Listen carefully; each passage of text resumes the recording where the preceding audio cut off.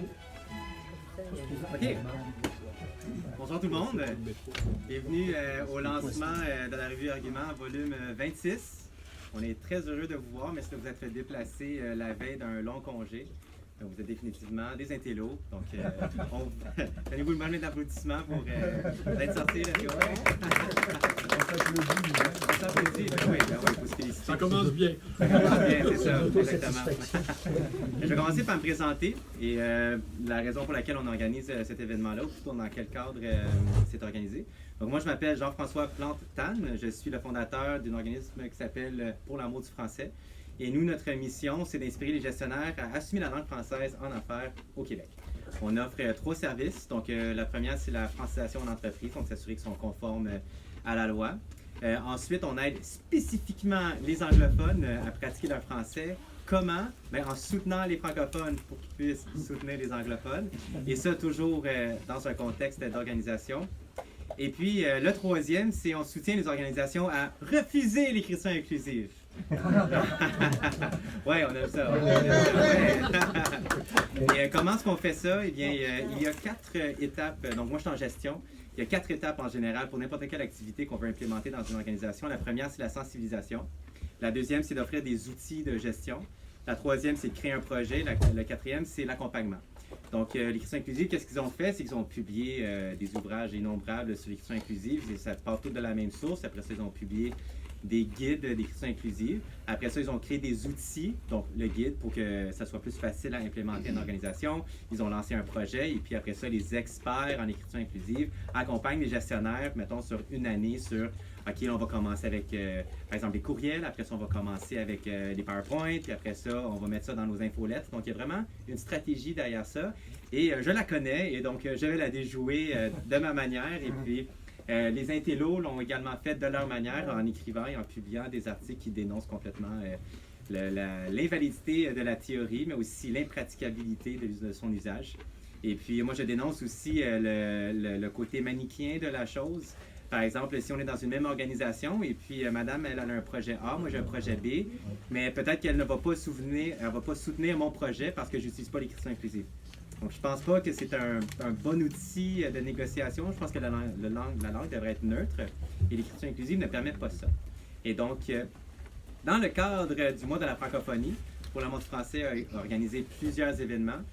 Et aujourd'hui, c'est l'événement de clôture et on le termine en grand avec le lancement de cet ouvrage. Voilà. Je vais laisser la parole à M. Moreau qui fait partie de la revue Argument. Mais avant, j'aimerais qu'on remercie M. Lalonde, sa femme, j'ai son nom. Fabienne et également Micheline des éditions Libère pour aider avec la co-organisation. On peut leur donner une bonne tête.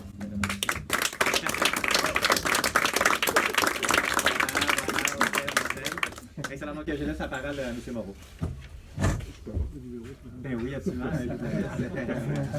Donc je vais être très bref. En fait, je voulais simplement vous présenter un peu la revue et le dossier qui donne lieu d'une certaine façon à la rencontre de ce soir.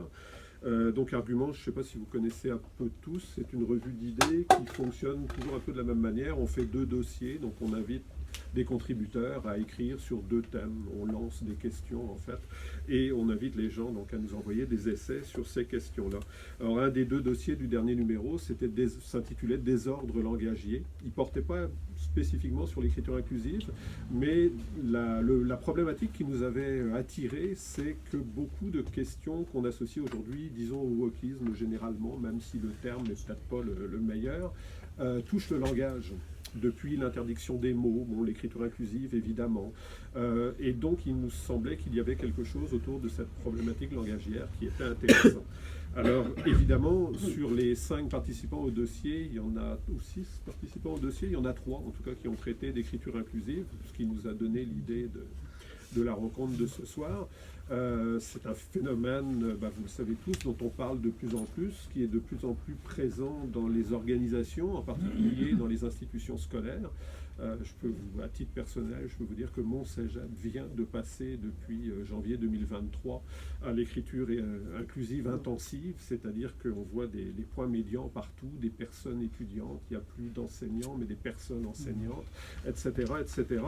Ce qui nous a amené d'ailleurs à poser des questions à notre administration, puisque dans la mesure où nous, on enseigne la langue, ça entre frontalement en contradiction avec ce qu'on enseigne dans nos cours. Donc, bref, ça soulève toutes sortes de questions qui sont à la fois pratiques et puis aussi théoriques. Alors, il nous a semblé donc intéressant de nous concentrer ce soir sur cette question uniquement de l'écriture inclusive. Je finirai, je ferais mal mon travail si je ne le disais pas. La revue est en vente, évidemment, ce soir, donc j'en ferai quand même la promotion, c'est un peu mon rôle. Et le deuxième rôle, c'est de présenter nos invités, qui malheureusement ne sont pas tous là. Alors vous le savez, je pense, il y a eu un problème de métro et ça a retardé... Vous étiez seul, donc il y a 2 personnes qui ne sont pas là. Donc je vais présenter... Jean-François s'étant présenté lui-même, je ne le referai pas. Je vais présenter Marie-Andrée Lamontagne. J'ai pris des notes parce que Marie-Andrée a de multiples chapeaux et je ne voudrais pas en oublier.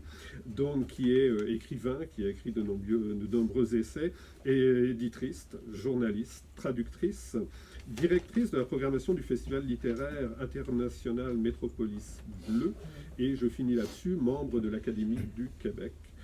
Et Arnaud Bernadet, je vais être plus bref, mais ça veut rien dire, qui est professeur de littérature à l'université McGill et qui a contribué au dossier sur désordre langagier en écrivant un texte sur un site que vous ne connaissez peut-être pas, mais qui mérite le détour, qui s'appelle l'Inclusionnaire, et qui est une espèce de dictionnaire que le gouvernement fédéral a mis en ligne pour nous encourager tous à être inclusifs dans nos manières de parler.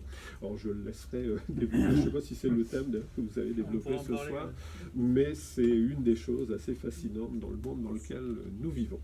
Alors je vous laisse la parole et je vous retrouve. Merci beaucoup, M. Moreau.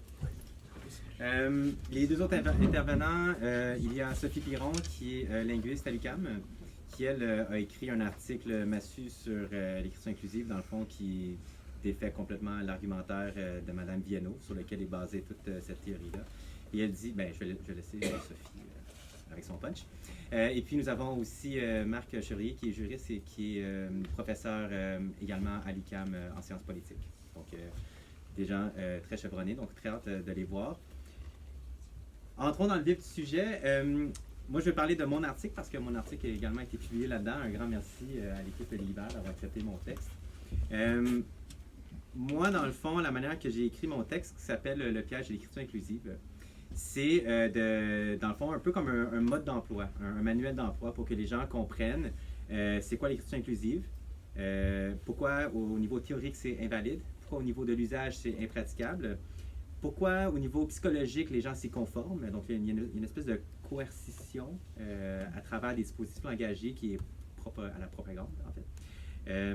Ensuite, j'explique que c'est tout à fait possible de dire non et je cite surtout l'exemple de la Suisse qui a fait volte-face, qui d'abord l'avait utilisé et ensuite on dit non, finalement c'est aucunement accessible. Et eux, ils ont écrit un guide d'usage inclusif du français et ils proscrivent l'écriture inclusive carrément dans l'appareil d'État. Et donc, c'est tout à fait possible pour les organisations de dire on l'essaye, mais finalement, on ne le fait pas. Deux derniers petits détails.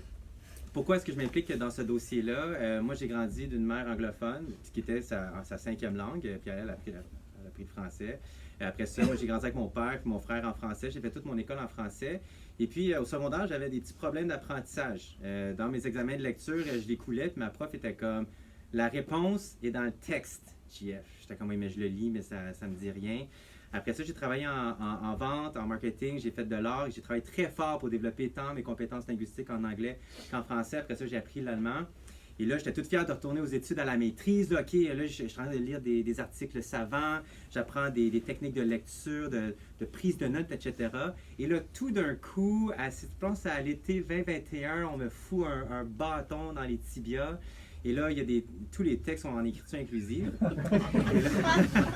Et là, je me dis, oh mon Dieu, mais tout d'un coup, mon handicap revient. C'est même pas un handicap, mais on rend les gens handicap avec ça. Oui. Et donc, j'écris d'abord à mon association étudiante. Je dis, pouvez-vous m'écrire dans un français normal que je puisse lire? Et là, on me répond, Jeff, c'est un mal pour un bien qui ne soit pas en mesure de lire le texte. Nous battons pour une cause plus grande que nous. Alors là, je me rappelle de mes cours de catéchèse et on se bat pour le bon Dieu et tout ça. Puis j'étais comme, non merci, j'en veux pas. Et par la suite, j'ai rencontré la secrétaire générale et elle m'a dit, Jeff, il y a un consensus général au Québec sur l'écriture inclusive. Et là, j'ai fait, non, c'est ça. Et là, c'était sa manière polie de me dire, le sujet est clos. Et donc, moi, je faisais de l'anxiété parce que là, j'étais comme crime, je suis capable de lire mon français, voyons donc. Et là, la thérapeute, la HEC, a dit, ben, tu sais, est-ce que ça a à voir avec tes parents, ton enfance et tout ça? Puis je suis comme, non, je pense pas. Fait que je m'étais dit, c'est pas vraiment une source de réconfort d'aller voir la thérapeute. Une autre personne m'avait dit, tu sais, Jeff, tu peux aussi juste te laisser faire et te laisser emporter par l'évolution naturelle de la langue. Et se laisser faire, c'est comme la même chose qu'un agresseur va dire à sa victime, genre laisse-toi aller. Puis j'étais comme, je n'aime pas ce conseil non plus. Alors, je me suis plongé dans la littérature et M. Spinoza avait écrit Le bonheur, il est actif. Donc, il faut agir pour être heureux. On ne trouve pas le bonheur dans la religion. C'est comme ça que s'est fait excommunier de sa communauté juive. Parce que les Juifs, dans le fond, disaient ben, on est heureux parce que Dieu. Et là, lui, il n'était pas heureux, puis là, il a trouvé le bonheur en agissant. Fait que là, je m'étais dit, je vais faire ça, je vais travailler contre l'écriture inclusive et pour que le français demeure clair, compréhensible et apolitique. Alors, pendant 2 ans, j'ai fait beaucoup de recherches. Je m'étais dit, je ne suis pas linguiste, mais je suis en recherche, je peux faire une recension. Et c'est, dans le fond, la culmination qui se trouve dans mon article, Le piège de l'écriture inclusive. Donc voilà, ça, c'est pourquoi je le fais. Et je pense aussi, bien sûr, à tous les gens qui sont dyslexiques, les gens qui sont analphabètes, les gens qui essayent de lire, mais que c'est pas très clair. Moi, j'ai une très grande pensée pour eux autres. Mais surtout pour mes amis qui sont extrêmement brillants. Je sais pas c'est qui a dit ça, mais la bêtise est propre aux gens qui sont intelligents, une affaire de même. Il y a juste des gens intelligents pour faire des affaires bêtes de même. Et donc, je vais terminer en disant que moi, j'essaie de convaincre ma coordonnatrice. Je travaille aussi dans un cégep. Pas spécifiquement, mais une autre. De dire, tu sais, dans une ferme laitière, est-ce que une vache brune produit du lait au chocolat? La réponse est non. Et donc, c'est la même chose avec la langue. C'est pas en utilisant tous les points médians et en utilisant les personnes étudiantes. Moi, j'ai déjà entendu les personnes membres de la communauté qui étudient. Là, j'étais comme, ça suffit, là, c'est complètement ridicule. Et donc, voilà. Donc, je pense qu'on arrive à un point culminant où les gens se demandent qu'est-ce qu'on peut faire. Il y a de plus en plus de gens qui sont vraiment tannés de ça. Et moi, ce que je veux faire, c'est offrir une sortie honorable aux gens qui ont embarqué là-dedans. On s'embarque dans des choses qu'on ne comprend pas trop, mais on a de la pression et tout. Moi, je veux pas qu'il y ait sur la place publique et on leur demande une repentance ou qu'ils fassent un mea culpa et tout ça. J'en ai pas besoin, c'est juste arrêter d'utiliser. C'est tout, c'est correct. On pardonne déjà, là. C'est correct, tu sais. Fait que ça, en tant que gestionnaire, en tant qu'expert en gestion de changement, c'est ma job. Donc, aujourd'hui, on fait de la sensibilisation. Et la deuxième étape, c'est les outils. Donc, après, ce soir, on va faire un outil pour dire aux gens, lâchez-nous avec ça. Merci beaucoup. Bravo. Je laisse maintenant la parole à Mme Marie-André. Alors moi, j'ai préparé quand même des notes. Je vais évidemment essayer de sortir de mon texte, j'y arriverai.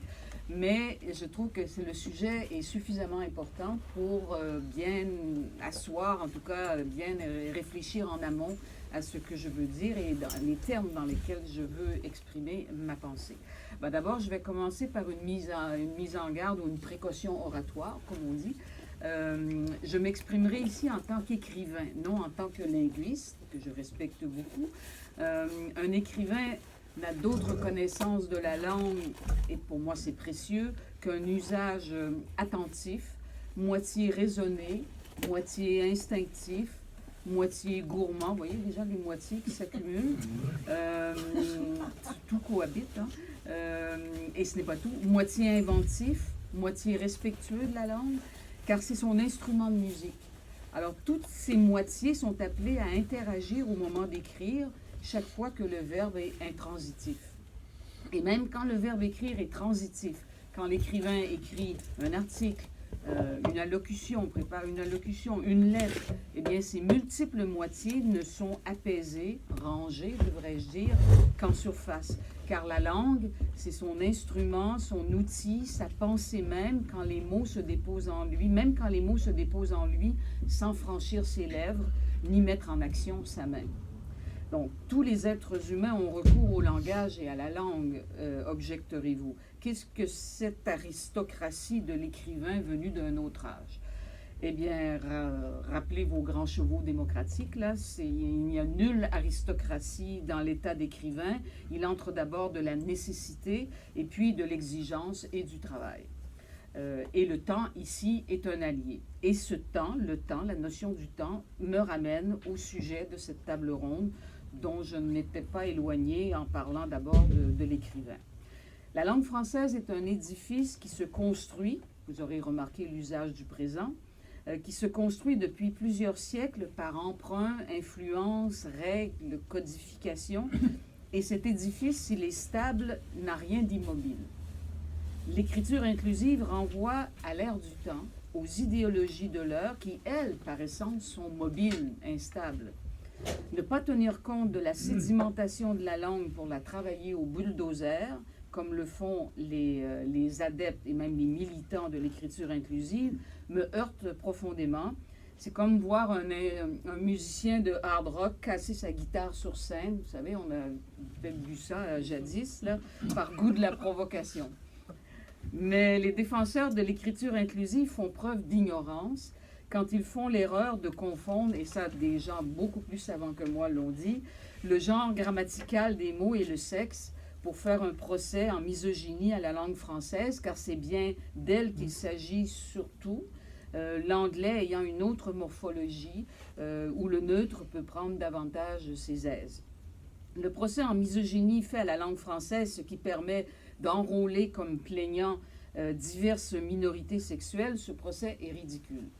D'autres plus compétents que moi l'ont dit, mais je pense qu'il faut le répéter. Le genre grammatical des mots n'est pas le sexe. Ou alors, il faudrait dénoncer le fait que ces pauvres souris mâles sont enfermés dans le féminin en français et que leurs rejetons, les souriceaux, sont au masculin, qu'ils soient mâles ou femelles. En allemand, la lune est au masculin, der Mond, et le soleil au féminin, die Sonne. Y a-t-il une explication sexiste? On pourrait multiplier les exemples qui montrent que la confusion entre le genre grammatical et le sexe mène à une impasse où s'avance têtu notre bulldozer de tout à l'heure. La question à se poser, à mon avis, n'est pas de savoir comment la langue serait sexiste et comment il faudrait la redresser par décret s'il le faut, mais plutôt celle-ci. D'où vient cet empressement à adopter dans la langue écrite de communication les signes de l'inclusion, y compris par des institutions ayant vocation à transmettre ou à communiquer clairement? Réponse, la réponse que j'apporte, parce que ce sont des signes précisément, et que chacun peut ainsi se donner une bonne conscience progressiste à peu de frais. Mais corriger les injustices, réduire vraiment les inégalités, voilà qui demande un travail de réflexion et des interventions plus profondes. L'adoption empressée et souriante, je dirais, de la langue inclusive devient alors un marqueur bien commode pour distinguer les progressistes et les réactionnaires. Ce n'est pas le seul dans nos sociétés actuelles. L'avortement et l'aide médicale à mourir sont deux autres sujets qui servent commodément de marqueurs pour disqualifier l'interlocuteur ou le reconnaître d'emblée comme l'un des siens. De plus, l'écriture inclusive se révèle une boîte de Pandore. Elle a commencé par la féminisation des noms de métiers, au motif qu'il fallait combattre dans la langue l'invisibilisation, on arrive à le dire, des femmes qui avaient investi ces métiers au XXe siècle. Bien, mais voici que le discours public, dans l'ère du temps, dans certains milieux, parle d'éclatement des genres, des identités et des orientations sexuelles. Je voudrais rappeler ici qu'au dernier recensement de Statistique Canada en 2021, où pour la première fois fut posée la question du genre, c'est 0,33% de la population canadienne âgée de 15 ans et plus, soit 100 815 personnes sur les 30 millions et demi de Canadiens qui se sont déclarés transgenres ou non-binaires. peu, 0,33%. Alors que ce soit bien clair, ne plus envoyer les gens en prison ou les persécuter en raison de leur orientation sexuelle est un progrès social indéniable. Mais faut-il pour autant bulldozer la langue de l'immense majorité, la rendre illisible, voire imprononçable, pour prendre le train idéologique qui traverse certains milieux en tous sens? D'autant que la langue, il y a plusieurs composantes dans la langue. Il y a la syntaxe, la morphologie, la grammaire, l'orthographe. Or, avec l'écriture inclusive, il n'y a plus que la graphie. Alors, c'est réduire sérieusement les multiples composantes de la langue. C'est une solution de facilité, la graphie.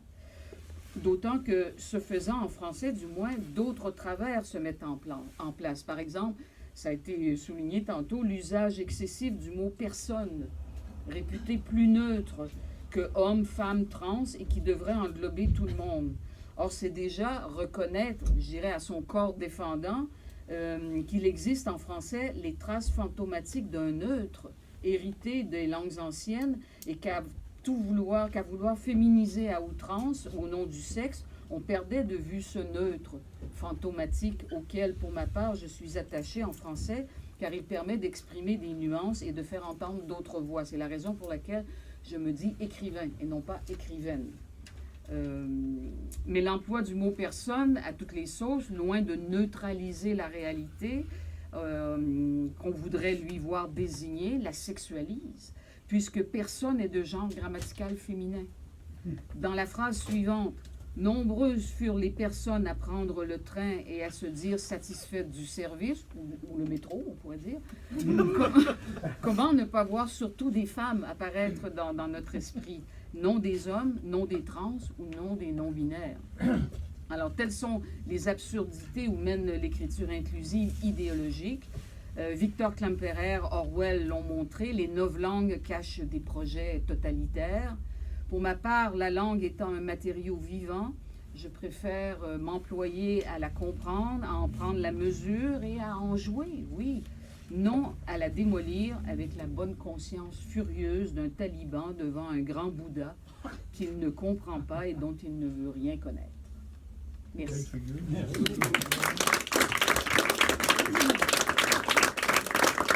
Moi, je vais prendre la question, je collaborais au numéro, mais je vais prendre peut-être la question en fonction de ma position. Comme professeur d'université, je travaille en littérature, mais je donne aussi je donne des cours de linguistique française. Je donne des cours de grammaire régulièrement, chaque année. Puis j'ai vu arriver évidemment le phénomène d'écriture inclusive. Je l'ai vu, j'ai commencé à le voir pratiqué par mes étudiants, je ne pratique évidemment pas, puis par un certain nombre de collègues. Donc je me suis penché sur la question, en plus de réfléchir à d'autres phénomènes de société, et c'est articulé, j'y reviendrai tout à l'heure, donc à la question notamment des EDI, équité, diversité, inclusion, parce qu'en réalité, l'écriture inclusive n'est rien d'autre qu'une branche ou qu'une ramification complexe qui touche la langue, qui est liée fondamentalement à ce phénomène à la fois social, phénomène idéologique, phénomène aussi très politique. Je vais en reparler. Alors c'est sûr qu'il y a autour de l'écriture inclusive une espèce de fixation un peu passionnelle. Bon, généralement, de toute manière, dans l'histoire de la langue française, les grandes questions, les grandes controverses ont toujours été très passionnelles autour du français. De toute manière, il y a plein d'exemples. Mais la première question qui se pose, au fond, c'est peut-être l'ampleur du discours, à la fois contre ou pour, et puis la réalité même de cette pratique. Parce que quand on regarde, elle est quand même relativement marginale, en fait, quantitativement, si on regarde au niveau des pratiques. C'est assez frappant. Je donne un exemple qui m'a beaucoup amusé, puis on en discutait tout à l'heure. Je me souviens d'un article dans Le Devoir, c'était tonitruant. Oui, vive l'écriture inclusive, etc. etc. Ouais, bien sûr. Mais quand on regarde dans les faits, ils ne la pratiquent pas. Ils ne la pratiquent pas ou pratiquement pas. La presse, c'est pareil. Dans certaines pages d'opinion, parce que tel ou tel auteur, par exemple, une auteure ou une autrice, féministe, voudra avoir son écriture inclusive, c'est une page d'opinion. Là, dans ce cas, ça va être transcrit. Mais ce n'est pas pratiqué par les salles de rédaction donc, de ces journaux. Et on comprend très bien pourquoi. Et la sanction, elle serait immédiate s'il y avait une partie des lecteurs, des lectrices, des abonnés. Il y aurait des risques de désabonnement, désaffiliation, etc. Donc les journaux ne prennent pas ce risque-là. Il n'est pas simplement linguistique, c'est un risque qui est économique. Donc il y a déjà ce premier problème, c'est le rapport ou la disproportion peut-être entre le discours qui tourne autour et puis la réalité véritablement des pratiques. On pourrait regarder, ça serait intéressant d'examiner ça également du côté des éditeurs, par exemple. Puis de regarder les effets de cohérence. Il y a quelques jours, je lisais, je ne citerai pas quel ouvrage, qui était très bon par ailleurs, mais un ouvrage chez Boréal. Puis il y avait leshistoriens.en, historienne.s, 4 fois, 5 fois, puis ça s'arrête. Je dis ok, mais pourquoi ils n'ont pas transcrit tout en écriture inclusive? J'ai le même problème avec mes étudiants à la maîtrise qui viennent, puis je prends une note 4-5 items comme ça, 4-5 occurrences. Et je dis ok, vous faites de l'écriture inclusive, je ne me positionne pas du tout, puis je leur dis, mais dans ce cas, il faut être cohérent. Je dis, ou vous mettez tout en écriture inclusive, ou vous ne le faites pas, mais il faut que vos systèmes graphiques soient cohérents. Puis généralement, ils abandonnent, donc je gagne à chaque coup. Mais ils abandonnent parce que c'est extrêmement coûteux. Ça serait coûteux sur le plan cognitif, ça serait coûteux sur le plan du temps à faire, donc à élaborer ça, et puis se retrouver devant un certain nombre de problèmes ou de contradictions linguistiques qui ne sont absolument pas traités. J'y reviendrai tout à l'heure dans les manuels ou les ouvrages qui portent sur ces questions-là. Ils seraient laissés donc, un peu à eux-mêmes. Donc voilà, ça c'est le point de départ. L'autre élément, je dirais, c'est qu'on vient de parler d'épicène, d'écriture inclusive. Moi, ce qui m'intéresse, il y a toute une terminologie, écriture neutre, dégenrée, non-genrée, etc. Ce n'est pas des notions équivalentes. Ce qui m'importe dans les termes d'écriture inclusive, d'abord, c'est que c'est une importation, parce que c'est inclusive writing, inclusive language, puis ça remonte, pas une dizaine d'années, contrairement parfois à ce que je lis, ça remonte aux années 70-80, puis ça remonte, c'est localisé très précisément, c'est localisé dans les milieux protestants américains, c'est dans les courants, exactement dans les courants féministes protestants, c'est-à-dire qu'à un moment, c'est lié à un phénomène qui n'est pas linguistique, qui est un phénomène sociologique.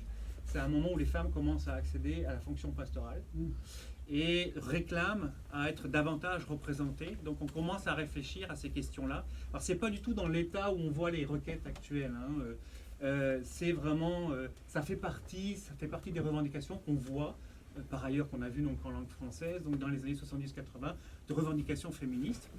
Féminisation, on est dans la logique, féminisation des titres, des fonctions, des noms de métiers, ce genre de choses. Ce qui est tout à fait logique. Donc, je parle bien de l'expression. L'expression, elle est vraiment dans ces milieux protestants. Ça serait sans doute à creuser. Moi, ce qui me groupe, c'est que dans la tradition protestante, il y a une longue tradition de réforme de la langue, depuis Luther, depuis Calvin, etc. Il y a peut-être un nœud, j'en sais rien, je ne l'ai pas creusé. L'autre affaire, évidemment, c'est qu'est-ce que ça désigne exactement, parce qu'on a parlé d'épicène. Si je vous dis bonsoir, mesdames et messieurs, ou bonsoir tout le monde, il faudrait éviter la binarité. Certains ont considéré que c'est de l'écriture inclusive. C'est inclusif. Si je dis la professeure ou l'autrice, c'est un autre problème. Le premier cas, bonjour mesdames et messieurs, c'est un problème de formulation, c'est de l'ordre stylistique, c'est de l'ordre rhétorique.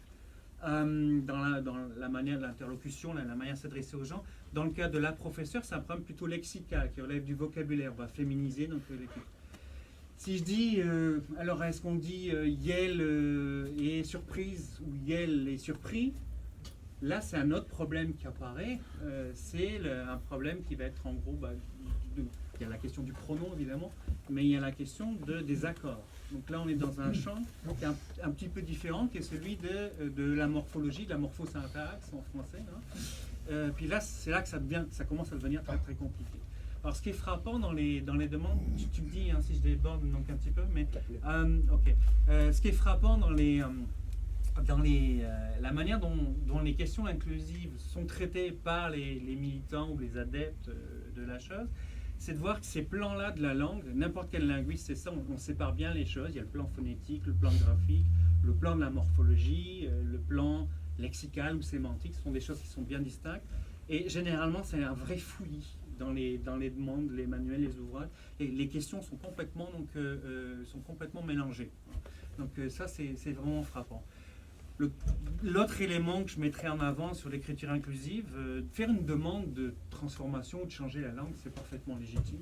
Puis le français a une lourde histoire quand même. Il faut bien dire qu'au niveau de ses simplifications, de ses transformations, c'est une langue qui a qui a des inerties, beaucoup d'inerties, donc il faut bien donc le reconnaître. Mais ce qui est frappant, c'est que moi ce qui me frappe et qui m'inquiète un peu aussi comme professeur d'université, c'est que j'ai constaté que les manuels ou les ouvrages d'écriture inclusive venaient de gens qui n'étaient absolument pas ni linguistes, ni historiens de la langue, ni philologues, enfin que sais-je, c'était un regard non expert sur l'objet. Et alors là où ça se complique, c'est que la langue, elle appartient à tout le monde, il n'y a aucune raison.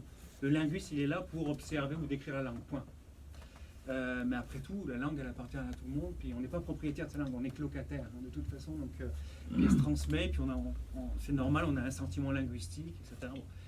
Mais là, c'est des gens qui posent un regard qui est non expert sur l'objet, et ce regard non expert, il donne lieu à des ouvrages, des manuels, ce genre de choses qui sont abrités par les institutions universitaires. Donc là, je vais dénoncer par exemple le réseau de l'Université du Québec, qui s'est doté d'un guide de la d'un guide de la communication inclusive. Voilà, c'est le meilleur. C'est une vraie tartine de 200 pages, et j'avoue que j'ai eu des choses à faire frémir là-dedans, mais c'est intéressant, et j'ai regardé personne après personne, tous les contributeurs de cet ouvrage-là, puis il n'y a pas une personne qui est linguiste ou historienne de la langue, personne. Donc, ça, c'est vraiment frappant. Mais il y a une espèce de caution institutionnelle qui est donnée par l'université. Je pourrais prendre le manuel inclusivement de l'Université de Montréal, ou à l'INRS, je me souviens plus, enfin, il y en a un paquet comme ça. Et ça, c'est intéressant, mais là, on sent qu'il y a quand même un glissement qui se fait donc, assez fort. Dans les universités, il y a des linguistes, il y a des historiens de la langue, puis ce n'est pas ces personnes-là qui sont sollicitées. Les personnes qui sont sollicitées sur ce type d'ouvrage, c'est intéressant. Je reprends le guide de la communication inclusive du réseau UQ, c'est des gens qui ont travaillé dans le domaine des EDI. Des EDI, équité, diversité, inclusion, qui ont travaillé dans ce domaine-là. Et donc, comme vous le savez, il n'y a pas de spécialité en EDI, ça n'existe pas. C'est une spécialité auto-décrétée. Il y a des idéologues. C'est ça. Et puis, mais ça a généré toute une série de postes, donc d'administratifs, etc., particulièrement au monde universitaire. Et donc, c'est des gens qui interviennent sur ce type d'ouvrage en fonction d'une idée. Il faut introduire donc une sorte de justice linguistique. Par exemple, les femmes ne sont pas assez visibles ou les personnes non-binaires ne sont pas assez visibles, d'une part, puis qui y vont sur la base de leurs sentiments linguistiques. C'est ça l'idée. On est sur ce modèle de pensée qui est le ressenti, en fait. L'expression du ressenti, ce genre de choses. Donc là, il y a je vais m'arrêter. Il y a un élément donc, qui est très problématique, c'est la frontière entre le scientifique et le pseudo-scientifique, d'une part. Puis l'autre élément, c'est évidemment qu'il y a des enjeux financiers, parce que ces travaux-là, ces ouvrages-là sont financés. Puis quand je dis qu'ils sont abrités, oui, c'est ça, j'oubliais. Non seulement c'est donné comme référence par les universités, mais le Fonds de recherche du Québec donne ça aussi comme source sûre. C'est très problématique. Moi, ça me pose un problème parce que ça veut dire aux étudiants, ça leur envoie le signal, vous pouvez aller là. Ben non, vous ne pouvez pas aller là.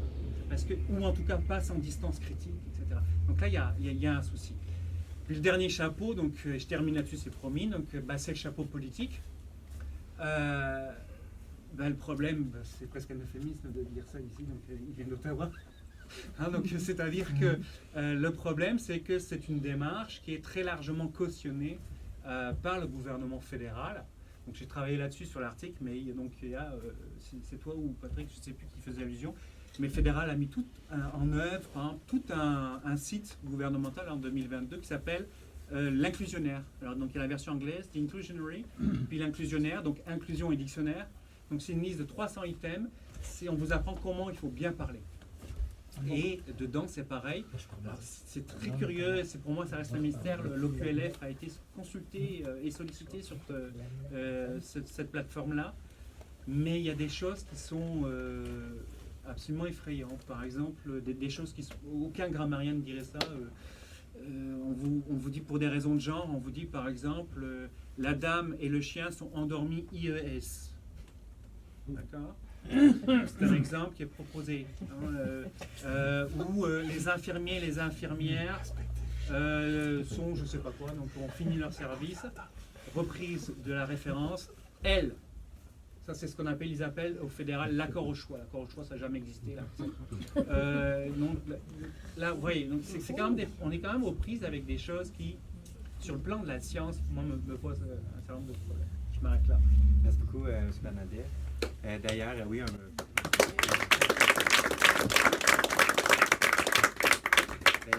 ouvrage d'un ancien professeur de l'Université de Montréal, M. Guy Laflèche, avait écrit un livre en 2020. Ça s'appelle L'Office québécoise et les travailleuses du genre. Et dans le fond, il retrace qui sont ces experts qui ont siégé sur le comité pour recommander à l'OQLF d'adopter un avis de recommandation d'usage d'écriture inclusive. Et finalement, il n'y a personne là-dedans qui était des grammariens pour simplement lever la main et de dire vous avez tout faux. Dans le fond, ça aurait pu être sapé dès le départ, mais comme les membres du CA et tout ça sont nommés, je présume qu'il y a sûrement une tangente politique là-dedans. Donc, peut-être que l'écriture inclusive elle va mourir de sa belle mort avec l'usage, mais peut-être qu'au niveau administratif, il va falloir un leadership politique. Donc, nous, on est là pour les sensibiliser et les outiller. Mon propos, en fait, le dossier, comme vous savez, c'est le dossier des ordres langagiers. Alors, plusieurs textes portent sur ce dont on parle, mais il y a aussi d'autres textes qui parlent d'autres phénomènes de désordre langagier. Alors, je vais parler du sujet dont nous parlons. Je vais commencer par réciter quelque chose généralement perçu comme ennuyeux. Un syllogisme. Permettez-moi de le lire. Tous les hommes sont mortels. Or, Simone de Beauvoir est une femme. Donc, Simone de Beauvoir est mortelle. Est-ce que j'ai commis une faute de logique? Ou ai-je fait une entorse grave à la grammaire française? Non, si l'on accepte l'énoncé de base, à savoir que les hommes sont mortels, ce qui comprend nécessairement les femmes. À moins de postuler, par décret idéologique, que le mot « homme » ne peut renvoyer qu'à un homo sapiens de sexe masculin, qu'on reconnaîtrait par certains traits morphologiques et physiques. Donc, si on refuse ce syllogisme, c'est au nom d'un système d'idées qui ferait en sorte que les mots « homme » et « femme » auraient chacun des sexes assignés, correspondant donc à une réalité biologique et morphologique. Et ces mots sexualisés ne sauraient en aucun cas admettre qu'un genre grammatical, réduit à un genre biologique, puisse englober deux genres à la fois lorsqu'on vise le général et la pluralité. Les mots sexués ne devraient pas se mélanger. Les genres grammaticaux seraient alors mutuellement exclusifs. Une autre phrase, peut-être moins ennuyeuse, que j'ai entendue lors d'un concert de l'Orchestre métropolitain, je pense que Mme Piron le connaît, dirigé alors par Yannick Zességuet. On y jouait deux œuvres, l'une de Lily Boulanger, l'autre de Francis Poulenc. Avant d'exécuter la pièce de Lily Boulanger, Zességuet a présenté l'œuvre. Il a dit « Comme beaucoup de grands compositeurs, Lily Boulanger est morte jeune. » Elle est morte effectivement 26 ans. 24. 24? Bon. Vous avez retenu 26. Mais c'est encore plus jeune. C'est encore plus tragique. Mais en fait, cette phrase, est, bon, si on accepte l'idée que le mot grand compositeur peut inclure une compositrice et qu'en plus que cette compositrice peut être grande à son tour, la phrase de M. Zességuet est tout à fait correcte sur le plan français. Mais si bien sûr on préfère l'axiome de l'assignation sexuelle des mots, dans ce cas-là, M. Zességuet a commis un impair très grave. À mon sens, l'expression écriture inclusive est inappropriée. Elle décrit mal les entorses et les illogismes qu'elle inflige à la langue française au nom d'une idéologie dont je dirais quelques mots. C'est, reconnaissons-le, un grand coup de marketing.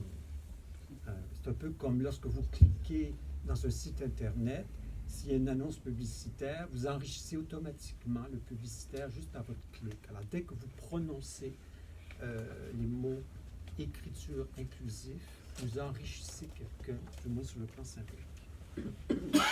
Ce procédé d'écriture, bien loin d'inclure, exclut la possibilité même d'utiliser des fonctions, des propriétés de la langue qui ont fait leur preuve par l'usage, leur commodité et leur efficacité, pour rendre opératoire des préconceptions fantaisistes sur la langue par des pratiques ostentatoires qui changent la graphie et les accords des mots.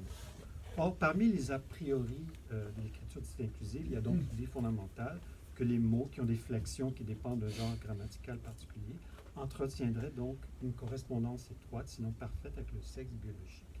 Les êtres féminins et masculins doivent être désignés par des classes de mots qui doivent être en accord avec leur sexe biologique. L'idée qu'il existerait un genre grammatical bivalent, tantôt marqué d'un sexe biologique, tantôt signifiant le général sans marque de différence sexuelle, est donc proscrit, au nom d'une idéologie de l'assignation grammaticale des mots au sexe. Le signe doit être fixé en quelque sorte, de manière univoque, à son référent. C'est donc une torsion que l'on veut imposer à la langue, une forme de sextorsion.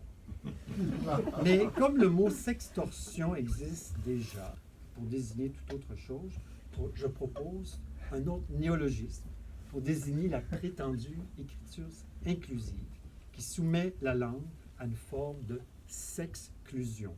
Je parlerai donc, pour le restant de mon exposé, d'écriture sexclusive. Donc, je vais essayer maintenant de cerner les caractères de l'idéologie qui porte cette écriture sexclusive. Comme on le sait, les militants de l'écriture sexclusive se réclament à la fois de la théorie du genre, qui voit le sexe comme une construction sociale imposée à la naissance, que l'individu peut recomposer à sa guise, quitte même à transformer son corps pour l'accorder à son genre vécu, et de théorie féministe qui érige la domination masculine comme un fait structurel des sociétés qui se répercute jusqu'au fonctionnement même de la langue. La langue serait donc un champ de bataille où se déploieraient les luttes de pouvoir entre genres et entre sexes. Elle ferait partie de l'infrastructure de la domination. Mais pourquoi cette idéologie qui porte à cette exclusion au cœur de la langue est-elle si populaire et se répand de gré ou de force dans nos institutions publiques, nos institutions d'enseignement et même les entreprises? Je vais avancer quelques explications. Alors, je sors du domaine de la linguistique, dont je ne suis pas du tout un expert, pour entrer dans le domaine de la société, de l'idéologie. Première peut-être tentative d'explication. Il y aurait une espèce de mal-lettrisme profond chez nos diplômés. Pourquoi? Prenez du recul. Le français n'est plus enseigné comme jadis il a été dans nos élites par rapport à une langue de référence. Et cette langue de référence a été longtemps chez nos élites, le latin et le grec ancien. Ces deux langues anciennes ne sont presque plus enseignées aujourd'hui, sauf dans quelques collèges privés résiduels. Cependant, le latin et le grec ont été remplacés comme langue de référence chez nos élites par l'anglais. On apprend le français en le comparant sans cesse à l'anglais, qui est une langue qui ne connaît pas de genre, du moins pour les mots, sauf pour les pronoms. Donc, et par ailleurs, Mme Piron disait qu'au fond, l'ignorance participe de ce qui change la langue. Je dirais qu'il y a une ignorance de nos élites qui, finalement, ont une connaissance assez approximative, assez moyenne de la langue. Et cela façonne leur représentation de la langue, de son fonctionnement, etc. Donc, un mal-lettrisme qui ne touche pas les moins diplômés, mais qui toucherait même les diplômés issus de nos institutions d'enseignement. Deuxième élément, le constructivisme, qui est très, très répandu en sciences sociales, en philosophie. Donc, c'est l'idée, au fond, que l'être humain vit dans une réalité sociale qui n'en est pas une. Parce que cette réalité, elle est construite par les représentations produites par son esprit. Et la langue, en elle-même, serait donc le cas le plus patent de cette construction et qui serait soumise à la raison et à la volonté humaine. Une des conséquences du constructivisme, qui est très répandue en sciences sociales et en philosophie, c'est l'indéterminisme. Et là, je renvoie fameux travaux d'un économiste qui sont peut-être moins connus ici, Thomas Sowell, qui dans un livre fameux aux États-Unis, Conflicts of Visions, contrastait ce qu'il appelait la constrained vision et unconstrained vision de la société, qu'on pourrait traduire, et un article paru dans l'Argument a trouvé à mon avis une bonne traduction française, une conception déterministe de la société et une vision indéterministe. Alors, la vision indéterministe, c'est celle qui dit qu'au fond que l'être humain a une nature et qui structure ses choix, qui le contraignent. Et bien sûr, il peut avoir joué de certaines libertés, mais c'est une liberté qui découle au fond des contraintes de sa propre nature. Le langage, évidemment, on sait qu'il varie. Donc, les langues que nous parlons ne sont pas toutes faites, elles n'apparaissent pas comme innées, mais la langue est fabriquée par des contraintes qui dépassent l'individu. Et en ce sens-là, une conception déterministe de la langue donnerait plus d'importance aux structures permanentes ou constantes de la langue, plus d'importance qu'aux choix individuels. À l'inverse, l'indéterminisme, et Sowell associait l'indéterminisme aux idées de Jean-Jacques Rousseau, c'est l'idée au fond que, et ça rejoint le constructivisme, c'est qu'au fond, nous vivons dans une société qui est faite de représentations, de conventions, de normes qui sont souvent imposées, illégitimes, et que l'on peut refaire pour justement libérer le moi individuel qui est empêtré dans ce que la société lui a dicté. Et donc, ces deux visions déterministes et indéterministes sont présentes dans notre société. Et pour moi, l'écriture dite inclusive, que moi j'appelle sexclusive, eh bien, il est clair qu'elle se réclame de l'indéterminisme, on parle Sowell, mais qui est très présent aussi dans notre société. Une autre idée qu'on entend souvent, c'est que le pouvoir est partout. Il y a des relations de pouvoir partout.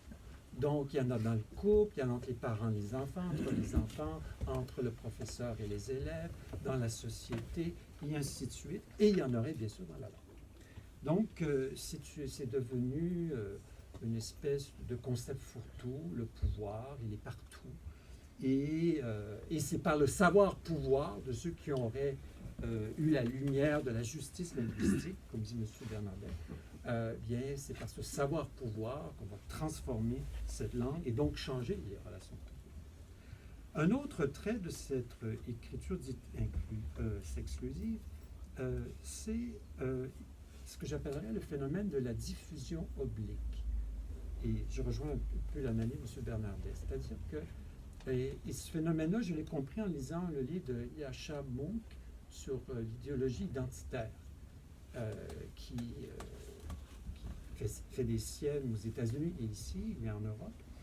Et dans son ouvrage, M. Mounk expliquait comment les théoriciens actuels de l'intersectionnalité, des idées décoloniales et autres, finalement, ont pris toutes sortes de détours pour faire évoluer et maturer leurs idées. C'est-à-dire qu'ils ont cherché quelques idées, ça et là, chez quelques théoriciens, et ensuite, par un travail de commentaire, de vulgarisation, de discussion qui s'est fait en dehors des institutions d'enseignement, qui s'est fait souvent par des militants, dans des plateformes, dans les réseaux sociaux, ces idées se sont simplifiées, elles se sont à la fois vulgarisées, mais en s'éloignant finalement des intentions originelles de ceux qui ont semé les premiers concepts.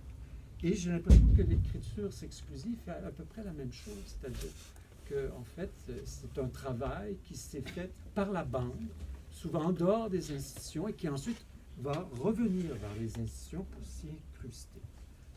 À cette diffusion oblique, j'ajouterais le phénomène de la contrainte oblique. C'est-à-dire qu'on parle d'une imposition par le haut. Je dirais un haut, certes, mais plutôt oblique. C'est-à-dire que ce n'est pas l'État. Peut-être dans le cas de l'État fédéral, on pourrait mettre des nuances. Mais dans le cas du Québec, de la France, il n'y a pas de circulaire, il n'y a pas de loi, il n'y a pas de règlement qui impose l'écriture exclusive. Mais qu'est-ce qui se passe? des guides, ça et là. L'Université du Québec, ma propre université, d'autres organisations. Ce ne sont que des guides. On veut vous aider. Mais comme c'est des guides qui sont offerts à tous, eh bien, on peut s'en réclamer pour dire, ben, dans mon milieu, dans ma classe, dans mon entreprise, dans mon organisation, dans ma direction, on adopte l'écriture inclusive. Et c'est comme ça que ça va se passer. Et là, les militants vont justement s'appuyer sur tous ces guides pour imposer cette nouvelle norme graphique. Et la contrainte peut se faire par d'autres moyens. La délation, l'intimidation. Je connais même un cas, enfin, d'autres cas de professeurs qui ont été embêtés parce qu'ils ont dit très nettement leur opposition à l'écriture exclusive. Donc, il y a des moyens de contrainte, mais ils sont obliques. Ils ne passent pas nécessairement par la verticalité de la loi, du moins pas encore. Un autre aspect qui me frappe, c'est ce que j'appellerais celui du militantisme qui prime l'éthique du travail. Ce qui me frappe aujourd'hui, c'est que les gens qui occupent des fonctions, soit dans l'entreprise, le service public, tout le monde est militant. Tout le monde affiche, même au travail, qu'il adhère à des bonnes causes. Et c'est quand même assez surprenant comme phénomène. C'est-à-dire qu'on a un peu perdu de vue que lorsqu'on accomplit une tâche, eh bien sûr, il faut le faire avec compétence, mais il y a une éthique qui est propre au travail.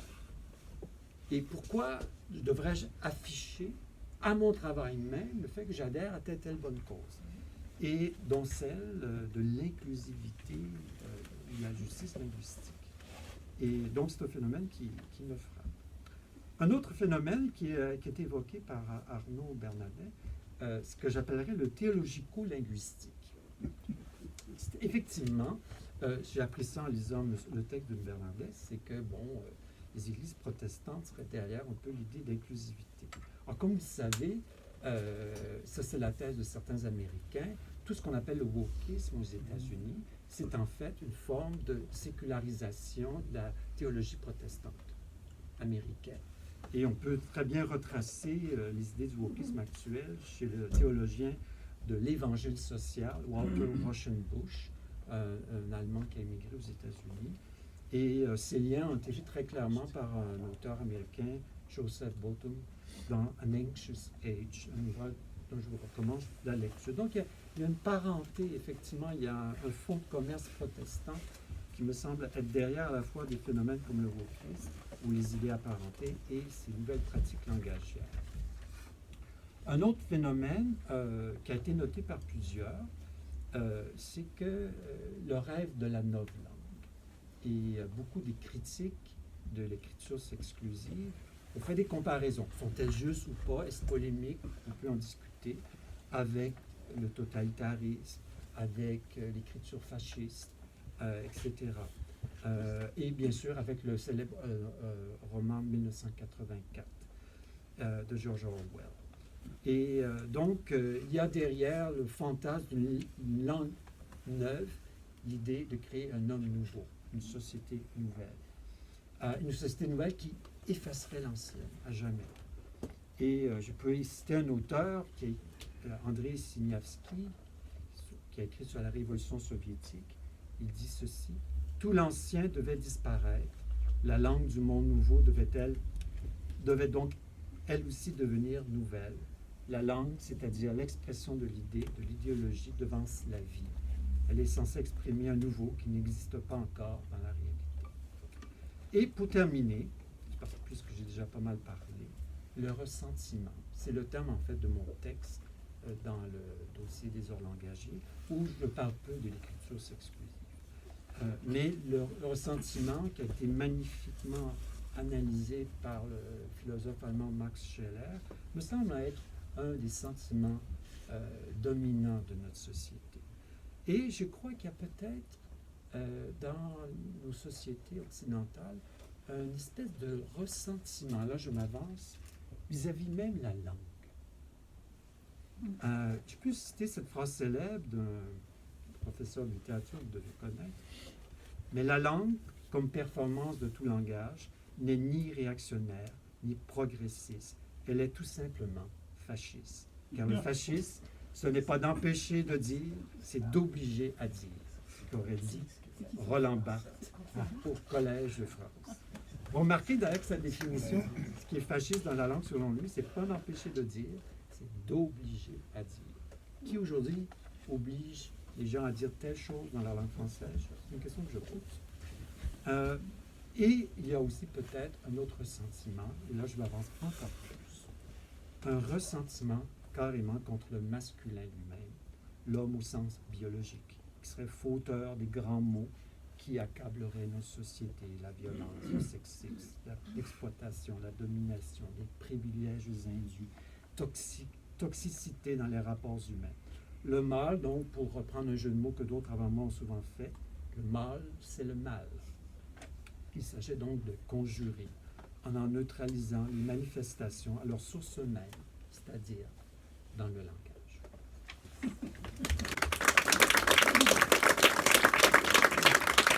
L'intervention que je vais faire a pour objectif de présenter certains éléments d'ordre linguistique et de recontextualiser d'un point de vue linguistique les arguments qui sont avancés par l'écriture inclusive. Alors heureusement, comme d'autres personnes ont parlé avant moi, il y a déjà toute une série d'arguments non linguistiques qui ont été évoqués, et cela me permettra de simplement partir de cette base-là. Quand on parle d'écriture inclusive en français, on fait référence avant tout aux travaux d'Eliane Viennot, qui a écrit un ouvrage « Non, le masculin ne l'emporte pas sur le féminin ». Elle l'a écrit en 2014. Cet ouvrage a connu un énorme succès et il a diffusé dans la communauté francophone un certain nombre d'idées relativement à cette question de l'écriture inclusive. Et c'est en fait une thèse qui repose, alors non pas une thèse au sens d'études doctorales, mais une thèse qui a été posée dans cet ouvrage très très grand public, qui cherche à donc expliquer, donner les règles qui vont permettre de comprendre pourquoi l'écriture inclusive est justifiée en français. Alors, la thèse d'Eliane Viennot repose sur des arguments historiques. Elle trace en fait pour la langue française une périodisation. Elle estime qu'il y a une période de pré-masculinisation de la langue, c'est-à-dire une période idyllique, au cours de laquelle le masculin et le féminin auraient été deux genres à parts égales dans leur exploitation au sein du lexique. Il y aurait ensuite eu une période dite de masculinisation de la langue qui se serait produite autour de 1650.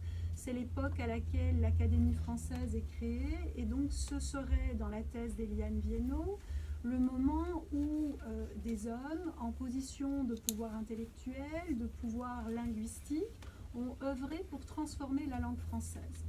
Alors, la méthodologie d'Eliane Viennot est une méthodologie qui, au premier abord, est très attrayante. Quand on lit son ouvrage grand public, on se retrouve face à des extraits de grammaire, des extraits de lettres anciennes. Quand on lit par contre cet ouvrage avec le regard d'un spécialiste, le regard d'un linguiste, on se rend compte malheureusement qu'il y a énormément de problèmes d'ordre méthodologique. La démonstration malheureusement ne tient pas du point de vue de la cueillette des données, du point de vue de leur interprétation, de leur analyse. Et cela mine donc en fait tout l'argumentaire qui est tracé. Alors je vais prendre très très rapidement deux exemples que j'ai détaillés dans plusieurs de mes articles scientifiques. Le cas du E féminin, Eliane Viennot souligne qu'à partir du XVIe siècle, en France, il y aurait eu des discussions sur la façon de comptabiliser le E féminin en poésie. Donc par exemple, elle est aimée. Est-ce qu'il faut prononcer aimer?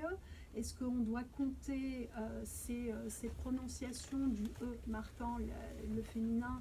Est-ce qu'on doit le compter dans le nombre de syllabes pour l'oralisation poétique et donc pour savoir si on fait des alexandrins, etc. Alors en fait, l'analyse de Viennot est faite avec des œillères militantes. Tout est interprété comme un travail de sape réalisé par des hommes sur la langue française. Dans les faits, quand on travaille sur l'histoire du français, on sait que la période du XVIe siècle, le XVIe, XVIIe siècle, est une période d'évolution de la prononciation et que un participe féminin comme aimer et va présenter au début du XVe siècle une prononciation avec le et suivi d'un e. Ce e final va ensuite se dissiper peu à peu pour finir par disparaître et provoquer un allongement de la voyelle qui précède. Donc en fait, cette évolution phonétique explique qu'il y ait eu des discussions sur la comptabilisation du nombre de syllabes engagées par la présence d'un E dit féminin. Je pourrais expliquer d'autres choses si cela est nécessaire. Autre point qui est souligné par Éliane Viennot dans son analyse sur la prétendue masculinisation de la langue française, c'est un point qui concerne les noms désignant des êtres humains. Donc un professeur, une professeure, un savant, une savante, etc. Son argumentaire consiste à dire qu'avant la période de la masculinisation du français, les noms désignant des êtres humains étaient consignés de manière systématique et régulière dans les ouvrages de référence et que par la suite, il y aurait eu là aussi un travail de sape pour retirer du lexique un certain nombre de noms désignant des femmes. Alors, de ce point de vue, je suis en train de réaliser des travaux pour essayer de montrer avec des statistiques et vraiment des données élaborées sur ce phénomène-là. Jusqu'à présent, j'ai compulsé de la première à la dernière page, grâce à mon équipe de recherche, toute une série de dictionnaires français publiés entre le XVIe siècle et le début du XVIIIe siècle. Et en fait, le résultat de ce travail de vérification de tous les noms désignant des êtres humains dans les dictionnaires, est-ce qu'il y a la consignation du masculin, la consignation du féminin, montre qu'en fait, dans les premiers dictionnaires, la consignation du féminin est à 10%, alors qu'on est dans une période qui aurait dû être une période de représentation totalement égalitaire des deux genres, et que, en fait, toute la tendance que l'on voit apparaître dans la tradition lexicographique est une tendance de consignation de plus en plus importante du féminin. Alors, notamment à partir des années 1650, 1680, qui sont justement les années où il devrait y avoir cette mise en place de la masculinisation selon la théorie d'Éliane Viennot. Eh bien, en fait, les proportions de consignation du féminin dans les dictionnaires sont en pleine augmentation, y compris avec le dictionnaire de l'Académie française, qui aurait normalement été le dictionnaire qui aurait dû le plus s'attaquer à cette consignation des noms féminins. Donc là, les chiffres que j'ai, on monte à 35% en 1718. Et donc, on voit vraiment que l'analyse posée par Éliane Viennot est une analyse qui ne repose pas sur une méthodologie scientifique et qui ne repose pas non plus sur une connaissance de l'histoire de la langue. Autre élément que je n'ai pas reprécisé, Éliane Viennot n'est pas linguiste, elle est spécialiste de la littérature des femmes à la Renaissance et spécialiste de l'histoire des femmes et militante féministe. Donc, cette thèse d'Éliane Viennot est très attrayante pour plusieurs raisons. D'abord parce que l'ouvrage vulgarisateur qu'elle a produit donne l'impression d'une scientificité, donne un cachet de scientificité, mais malheureusement ne résiste pas à l'analyse. C'est un ouvrage qui est particulièrement militant et qui fait donc de la recherche militante. Or, ce sont deux choses qui ne sont pas censées aller de pair. C'est aussi un ouvrage qui déploie un narratif en fait complotiste et populiste, comme on l'a déjà dit. Il repose sur en fait une société qui serait vue, qui serait répartie entre dominants et dominés, et transpose cette domination dans la grammaire également. Si je m'élève un petit peu par rapport à la thèse de Viénot et à la thèse qui est reprise par les militants de l'écriture inclusive, les arguments qui sont avancés sont aussi des arguments qui s'inscrivent dans la philosophie du langage et qui consistent à croire que les mots sont le reflet de la réalité.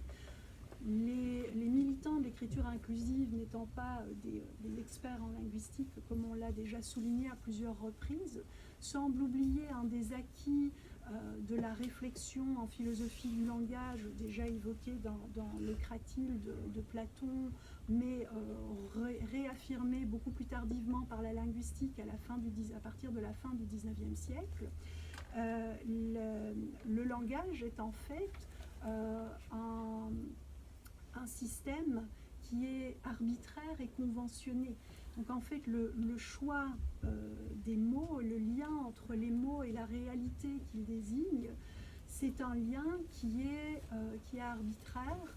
On évoque généralement la désignation des couleurs pour expliquer cette arbitrarité. Donc tous les êtres humains ont les mêmes compétences et mêmes capacités de perception des couleurs. Or, l'utilisation, le choix des mots dans les différentes langues pour désigner le spectre des couleurs n'est pas le même. Donc cet exemple-là permet de montrer qu'il y a arbitrarité de la langue, et donc un mot qui désigne une réalité, c'est un découpage dans la réalité à partir de compétences cognitives qui sont tout à fait identiques à travers les êtres humains. Comme le temps file, je vais pointer quelques autres éléments assez rapidement. On signale, on met souvent le français à l'épreuve de cette thèse de la masculinisation de la langue, mais on oublie qu'il y a dans les langues du monde des langues qui ne possèdent pas de genre. Est-ce que, par conséquent, une société qui userait d'une langue ne possédant pas de genre, cette société serait-elle automatiquement plus égalitaire, serait-elle automatiquement plus respectueuse à l'égard des femmes? De ce point de vue-là, une langue peut être assez intéressante à citer, le turc. Il y a également des langues qui possèdent plus de deux genres. Vous avez des langues africaines qui vont comptabiliser. D'abord, avant de passer aux langues africaines, vous avez le néerlandais, l'allemand, qui vont posséder comme autre genre le neutre et qui doivent donc gérer cette tripartition, puisqu'en fait le genre est une catégorisation dans le système de la langue, où je vous rappelle que les mots sont arbitraires. Vous avez donc des langues, parmi les langues africaines, des langues qui possèdent plus de 3 genres, et en fait quand on utilise le genre dans ces langues-là, c'est pour distinguer notamment le genre masculin du genre féminin biologique, mais c'est aussi pour distinguer ce qui est humain par rapport à ce qui n'est pas humain. Donc vous allez avoir un genre, dans les langues autochtones, on va avoir aussi des choix qui s'orientent dans ces directions-là. Donc vous pouvez avoir un genre particulier pour désigner des objets, ou un genre particulier pour désigner ce qui est liquide, ce qui est une matière liquide. Alors cela amène à cette réflexion sur les concepts utilisés dans la théorisation de la langue, donc que l'on va utiliser en grammaire, le concept de genre, le concept de personne, le concept de temps. Ces concepts-là qui sont nommés au moyen d'une terminologie provenant de la langue courante, donc personne, temps, genre, Ce sont des concepts qui revêtent un caractère scientifique et qui, par conséquent, vont avoir également une interprétation différente de l'interprétation commune. Et c'est de ce point de vue-là que les non-experts, lorsqu'ils envisagent la question du genre, viennent entremêler les plans de réflexion. Le concept de personne, par exemple, en français, ne signifie pas une personne en tant qu'être humain. Si je dis le vent souffle, la neige tombe, c'est de la troisième personne, et le concept de personne donc n'est pas interprété dans son sens courant. Et donc évidemment, le genre doit subir la même réflexion lorsque vient le moment donc de le réinterpréter. Je vais m'arrêter ici parce que je vois que j'ai déjà dépassé le temps. Il y a évidemment toute une série d'arguments à avancer, mais le plus gros problème, comme je le disais tout à l'heure, c'est que lorsque les gens sont convaincus de leur interprétation par rapport au fonctionnement du genre, de la langue, par rapport à leur façon de parler, par rapport à leurs revendications identitaires, il est difficile de leur faire prendre conscience d'un point de vue différent. Et donc le cœur du problème ici n'est pas tant une explication scientifique sur le fonctionnement de la langue, mais plutôt une question de compréhension il faut se rendre compte qu'on est face à un débat qui relève du militantisme et de la perception des gens et qu'on fonctionne avec des non-experts. Et le non-expert va avoir sa propre vision des choses, et c'est très difficile de lui faire comprendre la spécificité de l'expertise. Je m'arrête. Merci beaucoup, Mme Piron.